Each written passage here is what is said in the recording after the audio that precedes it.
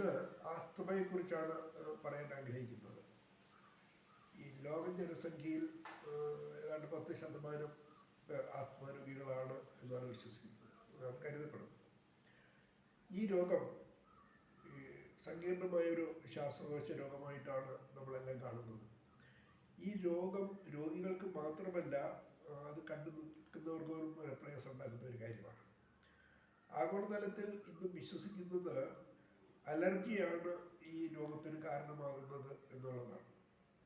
പുസ്തകത്തിൽ പറയുന്ന കാര്യങ്ങൾ അങ്ങനെയാണെങ്കിലും നമ്മൾ അനുഭവത്തിൽ അതൊന്ന് വിശകലനം ചെയ്യുമ്പോൾ അതിലെന്തൊക്കെയോ അപാകതകളില്ലേ എന്ന് സംശയം തോന്നാവുന്നതാണ്. കാരണം നമ്മളെല്ലാ രോഗികളോടും ഡോക്ടർമാർ പറയുന്നൊരു ഭാഷയുണ്ട്. അലർജി ഉണ്ടാക്കുന്ന കാര്യങ്ങൾ ഏതൊക്കെയാണെന്ന് ശ്രദ്ധിക്കണം, പൊടി തട്ടരുത്. മാത്രമല്ല, ഈ ശ്വാസം മുട്ടുമായി വരുന്ന രോഗികളോട്, അല്ലെങ്കിൽ പ്രത്യേകിച്ച് കുട്ടികളോട് പലരും ചോദിക്കാറുള്ളൊരു ചോദ്യമുണ്ട്: വീട്ടിൽ പാരമ്പര്യമായിട്ട് ഈ രോഗം ആർക്കെങ്കിലും ഉണ്ടോ? പാരമ്പര്യമായിട്ടുണ്ടാകാൻ സാധ്യതയുള്ളതാണ് ഈ രോഗം എന്നിപ്പോഴും പലരും കരുതുന്നു. അതിന് എത്രമാത്രം വസ്തുതയുണ്ടോ എന്ന് നമ്മൾ പരിശോധിക്കേണ്ട കാര്യമാണ്.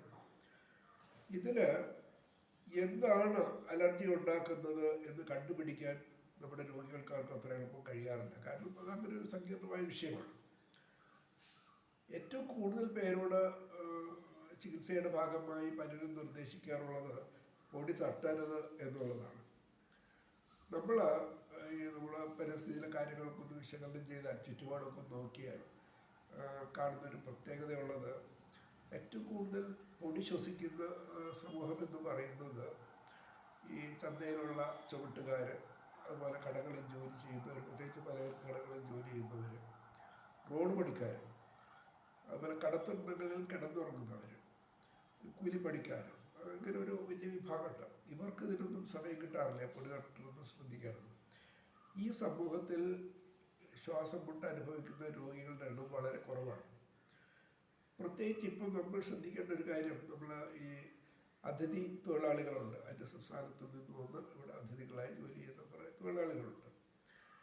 ഇവരിൽ ഈ പ്രത്യേക സ്ത്രീകൾ ഈ ജോലിക്കൊക്കെ പോകുമ്പോൾ ആ ജോലി ചെയ്യുന്ന സ്ഥലത്ത് തന്നെ പലപ്പോഴും കുട്ടികളെ നിലത്ത് കടത്തി നിലക്ക് വിരിച്ചിട്ട് ഒരു നല്ല ആരോഗ്യശീലങ്ങളും പാലിക്കാത്ത ഈ സമൂഹത്തിൽ ശ്വാസം മുട്ട് രോഗികളുടെ എണ്ണം കുറവാണ്.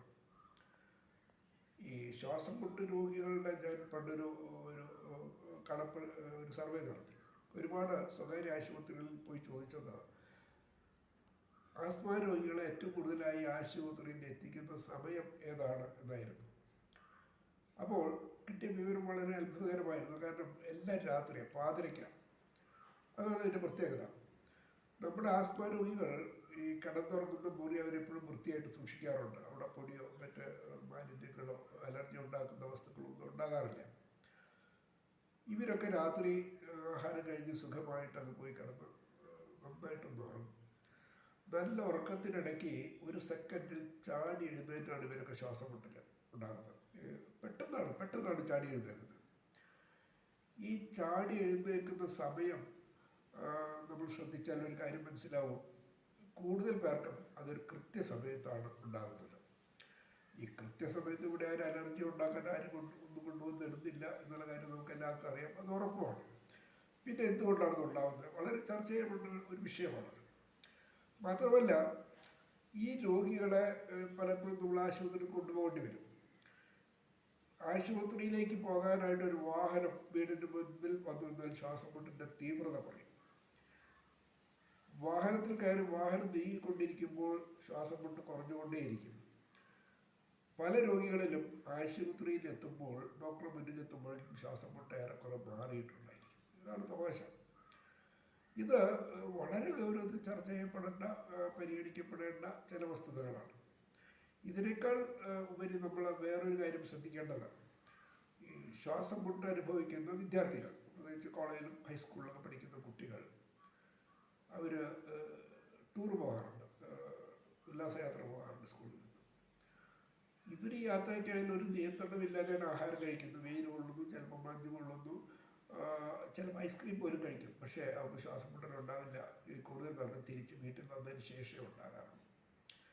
വേറൊരു പ്രത്യേകതയുള്ള തീർത്ഥാടനങ്ങൾ, പ്രത്യേകിച്ച് ശബരിമലയ്ക്ക് പോകുന്നവർ പറയാറുണ്ട്, ഈ കെട്ടുമെടുത്ത് തലയിൽ വെച്ച് വീട്ടിൽ നിന്നങ്ങ് ഇറങ്ങിയാൽ പിന്നെ ഒരു യാത്രയാണ്, അവർക്ക് ഒരു നിയന്ത്രണമില്ല അവിടെ.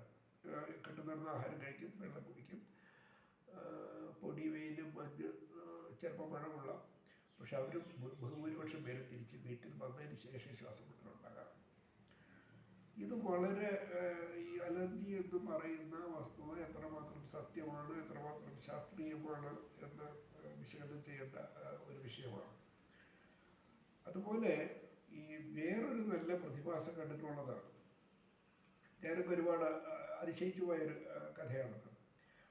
ഈ ശ്വാസം മുട്ട് എന്ന് പറയുന്ന ഒരു രോഗി ആദ്യമായിട്ടൊരു ഡോക്ടറെ കാണുമ്പോൾ ഈ ഡോക്ടർ കുറിച്ച് കൊടുക്കുന്ന മരുന്നുകളിൽ ശ്വാസം മുട്ടിൻ്റെ മരുന്നുകളില്ലെങ്കിൽ പോലും വളരെ നല്ല ഫലം ചെയ്യും, രോഗിക്ക് വളരെ നല്ല ആശ്വാസമായിരിക്കും. രണ്ടാമത്തെ വിസിറ്റിൽ ഈ രോഗി പറയുന്നത് ഇതുവരെ നല്ല സുഖം കിട്ടില്ല, വളരെ മനോഹരമായിരുന്നു ആ മരുന്നുകൾ എന്നാണ്.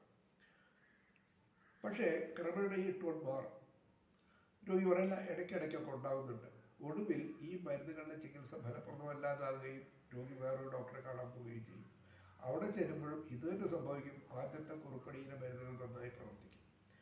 അപ്പോൾ ഇവിടെ നമ്മൾ ഒരുപാട് കാര്യങ്ങൾ ചർച്ച ചെയ്യേണ്ടതുണ്ട്. ആസ്മയുടെ രോഗത്തിൻ്റെ കാര്യത്തിൽ അലർജി എന്ന് പറയുന്നത് യഥാർത്ഥത്തിൽ സത്യമാണ്. സത്യത്തിൽ ഇതിൻ്റെ പുറകിലുള്ള ഒരു മനഃശാസ്ത്രവശമാണ്. അതിന് നമ്മൾ ഉദ്ദേശിക്കുക ഏറ്റവും കൂടുതൽ ശ്രദ്ധിക്കേണ്ടത് തുടർച്ചയായി തുമ്മലും ജലദോഷവും എന്ന് പറയുന്ന ഒരുപാട് രോഗികളുണ്ട്. ഇവർ പറയുന്ന ഒരു തമാശ എന്താ വെച്ചാൽ രാവിലെ ഉണർന്ന് കഴിയുമ്പോഴാണ് തുമ്മുന്നത്. ഒരു അലർജി പ്രതികരണം അവിടെ ഉണ്ടായിരുന്നെങ്കിൽ ഇവർ ഉണരാൻ കാത്തു നിൽക്കേണ്ട കാര്യമില്ല. ഈ 8 മണിക്കാണ് ഉണരുന്നത്, അപ്പോഴാണ് തുമ്മുന്നത്. അതുപോലെ 7 മണിക്ക് എഴുന്നേറ്റ് അപ്പോൾ ഉണർന്ന് കഴിഞ്ഞതിന് ശേഷമാണ് തുമ്മുന്നത്. ഒരു രോഗത്തിനും സമയകൃത്യത പാലിക്കാൻ പറ്റില്ല എന്നുള്ളൊരു യാഥാർത്ഥ്യമുണ്ട്. അപ്പോൾ മനഃശാസ്ത്ര സമീപനം കൂടി ആസ്മാ രോഗികളുടെ ചികിത്സയിൽ സ്വീകരിക്കുകയാണെങ്കിൽ വളരെ നല്ല ഫലം കിട്ടും എന്നാണ് പറയാനുള്ളത്.